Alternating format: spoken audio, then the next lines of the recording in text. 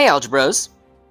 Today we start our proper talk on something in mathematics we call functions.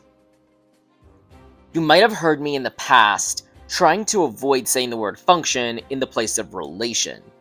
Well, that's because those are two very different things.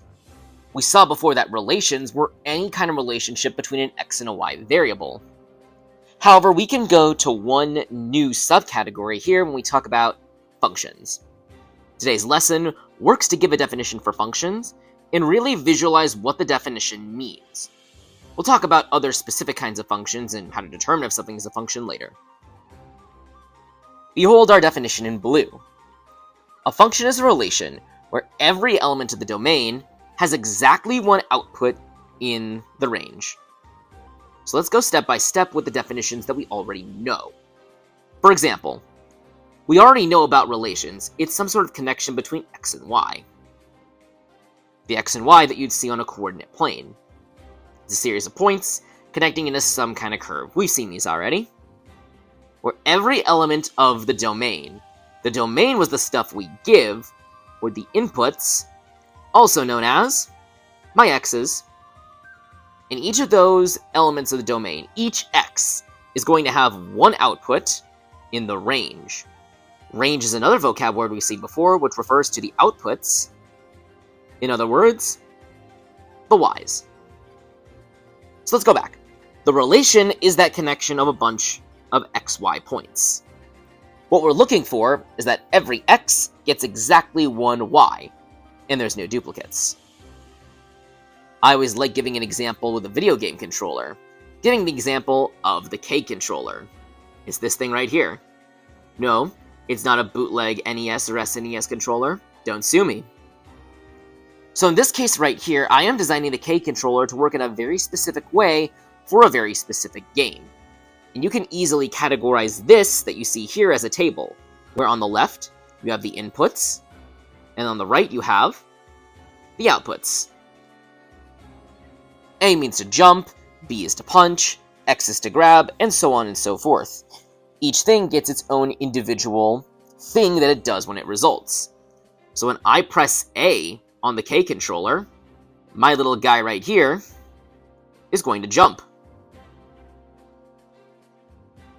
And as a result, anytime I press A, he is only going to jump. There is no other possible output that could possibly happen. He's not going to punch or run or grab or anything like that. He's only going to jump. Similarly, if I try to press B, he is only going to punch. So in this case, he's got his fists, and he punches. That is the only thing that can happen when pressing B. So what happens in a situation where when I hit the A button and he punches? If A gives punch, wouldn't we just say that it's a broken controller? It doesn't work properly? Sometimes he jumps, sometimes he punches. I don't know when that's going to make a difference. So in that case, it's a broken controller, and therefore, we would easily say it doesn't function properly. Think of it that way. If something doesn't function, that means you can't really predict what the output of a certain input is going to be. It's the kind of thing where your controller is broken and you throw it at the wall. Each one of these outputs here in the right column is the only result of its respective input. I like to give the example of the grand machine as we've done before. Say we have our best buddy, Dotson. He's got his fun glasses, and he's going into the grand machine. So what's going to happen when he goes in? Well, it depends on what the grand machine is set for. Let's say it gives everybody silly hats. If that's the setting, then there's only one possible output for Dotson, and that's Dotson with a silly hat. There's no other thing that can happen. He can't come out missing his glasses, or having funny clown shoes, or anything like that. Similar thing happens if we throw an algebra fairy in there.